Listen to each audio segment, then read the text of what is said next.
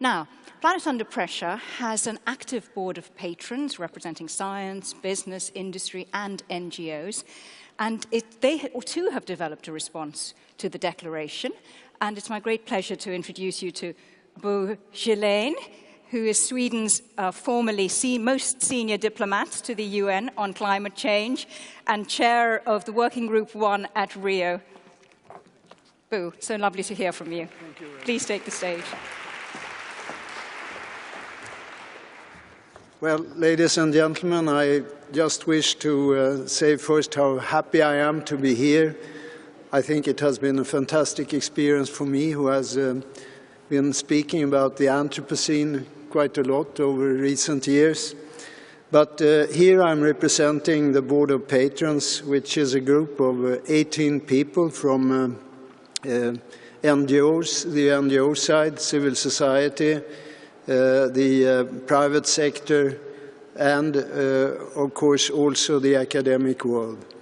And we have had various experiences, and the list is of the Board of Patrons is actually in the program here.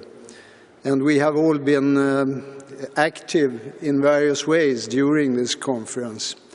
And also we have produced a statement which is actually posted on the website, and it has gone out on email, and it's also posted in the hall outside here. So I'm not going to give a complete reading of it in order to save time. But I would just underline that the first thing we say is that we welcome and endorse the conference statement. Now, I'll just take a sample of the text here that I have before me and that you can read yourselves. The survival of our societies, our civilization, and our cultures is dependent on a stable climate, natural resources, and ecosystem services. We have become a force of nature, but individually we continue to be very vulnerable. Business as usual is not an option. The time for action is now. It is indeed critical to recognize that GDP is an inadequate measure of sustainable economic activity, and that we need to complement it with a much better measure of the wealth of a nation, that is, the built financial, social, human and natural capital. We support the concept of a green economy that recognizes the interconnectivity of economic, environmental and social sustainability. And let me add on this point that I absolutely agree that the notion of the pillars doesn't serve its purpose completely, or not at all perhaps, because they are all interrelated, and it's a very complex web of interrelationships here. Reforms of governance structure at all scales are critically needed to make sustainable development a reality.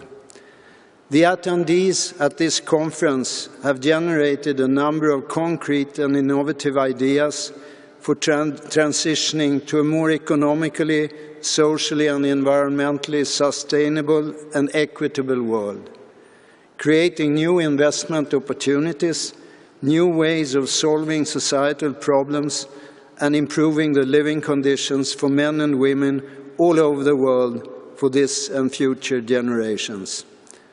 We need political will and capacity, not least capacity, supported by the private sector, civil society and the academic community working together.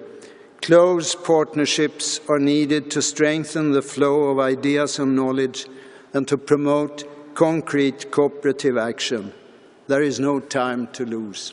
Thank you very much for your attention.